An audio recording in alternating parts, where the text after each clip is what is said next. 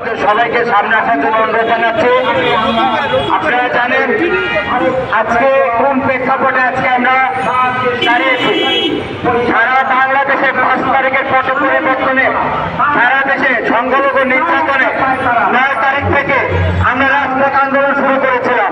সেই প্রেক্ষাপটে গভর্নমেন্ট আমাদেরকে অনুরোধ করেছিল যে আপনাদেরকে পর্যাপ্ত নিরাপত্তা প্রদান করা হবে, আপনারা ঘরে ফিরে যান। আমরা যদি ছাত্র যুব সমাজ সম্মান দেখিয়ে আমরা ঘরে ফিরে গিয়েছিলাম। আমরা আত্মপত্রে তাদেরকে 1 মাসের আলটিমেটাম দিয়েছিলাম যে আপনারা সুস্পষ্ট ব্যাখ্যা প্রদান করবেন। কিন্তু আমরা দেখলাম আমাদের সেই সুযোগের সদ্ব্যবহারে কুচক্রমহল আবার রাস্তায় নেমেছে সংখ্যালঘু সম্প্রদায়কে নির্যাতন করার জন্য। তারই প্রেক্ষাপটে আমরা দেখলাম বিগত 7 দিনে আবার নির্যাতন শুরু হয়েছে।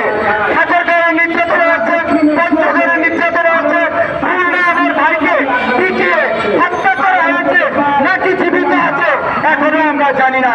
চট্টগ্রামে বিভৎস হামলা হয়েছে, রাতের আধারে সাম্প্রদায়িক দাঙ্গা লাগানোর জন্য গণেশ প্রতিমার উপর হামলা হয়েছে।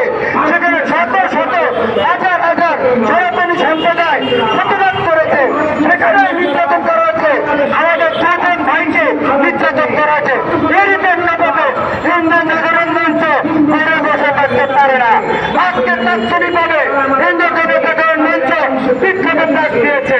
সেই বিক্ষোভের বিষয়ে আমরা আগামী কর্মসূচি ঘোষণা করতে যাচ্ছি। অন্যতম আমরা বলতে চাই আজকের এই মানববন্ধন এবং প্রতিবাদ সমাবেশ থেকে অন্তর্বর্তীকালীন সরকারের কাছে দাবি সমাবেশ অনতিবিলম্বে 8 দফা দাবি বাস্তবায়ন করতে হবে। উৎসবমূলক জীবিত নাকি মৃত ভিডিওর মাধ্যমে প্রকাশ করতে হবে। পাশাপাশি যে বা যারা আইন হাতে তুলে নিয়েছে দ্রুত বিচার ট্রাইব্যুনাল করে তাদেরকে বাংলাদেশে বিচার করতে হবে।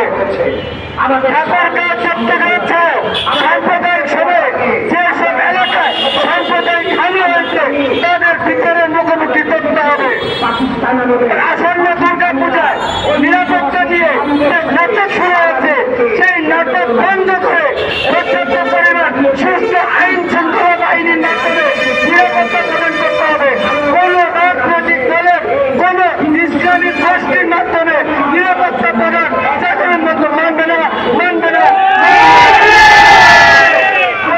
প্রত্যেকটা পূজা মণ্ডপ গণজাগরণ মঞ্চ সহ আমরা যারা সনাতনী সংগঠন রয়েছে তারা নিরাপত্তা দেবো, অন্য কোন সংগঠনের নিরাপত্তা আমরা মানবো না।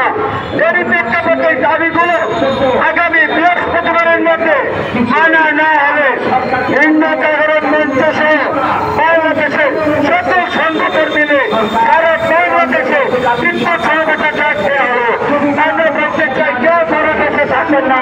আগামী শুক্রবার 13 সেপ্টেম্বর সকাল থেকে যে জেলায় পারবেন সকালে হোক দুপুরে হোক সন্ধ্যায় হোক আপনার সুবিধা মতো সময়ে সারা বাংলাদেশে বিক্ষোভ সমাবেশ করবেন। সাথে সাথে মোটর মিছিলের ডাক দেওয়া হলো। ঢাকায় আগামী শুক্রবার বিকেল 3টায় হিন্দু বাংলাদেশ হিন্দু জাগরণ মঞ্চ সহ সকল সংগঠনকে নিয়ে আমরা সিদ্ধান্ত নিচ্ছি আগামী শুক্রবার 13 সেপ্টেম্বর দুপুর 3টায় জাতীয়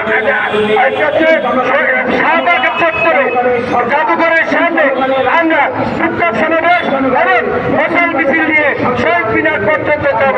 আমরা বিশ্বাস করি এই দেশের অন্তর্বর্তীকালীন সরকারের প্রধান এই দাবিগুলো মেনে নিয়ে 2 কোটি হিন্দু সম্প্রদায়কে দাবি মেনে নেবেন।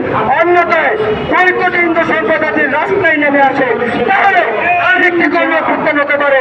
সেই সরকারকে আমরা বলে দিতে চাই, আমরা বলতে চাই এই দেশের হিন্দু সম্প্রদায় কোনো রাজনৈতিক দলের দালালি আগেও করেনি, এখনো করবে না।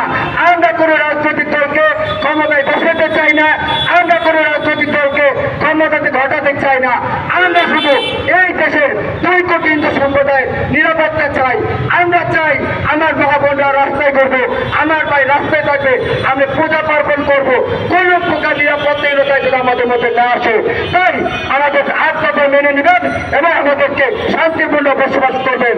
আজকের এই আন্দোলনে যারা অংশগ্রহণ করেছেন সাংবাদিক ভাই বোনদের সহ একটা সকল সংগঠন, আমাদের ছাত্র জনতা, আমাদের যুব জনতা, আমাদের অভিভাবক সহ সবাই কর্তব্য ধন্যবাদ জানাচ্ছি। করছি আগামী শুক্রবার, যে আবার বলতে আমি আবার স্পষ্ট বলছি, আগামী শুক্রবার 13 সেপ্টেম্বর বাংলাদেশ হিন্দু জাগরণ মঞ্চ সহ বাংলাদেশের সকল সংগঠন মিলে আমরা একযোগে মানববন্ধন, বিক্ষোভ সমাবেশ এবং মশাল মিছিলের ডাক দেওয়া হলো এবং ঢাকায় আমাদের শাহবাগ চত্বরের পাশে আর জাতীয় জাদুঘরের সামনে থেকে আমাদের আগামী শুক্রবারের কর্মসূচি শুরু হবে।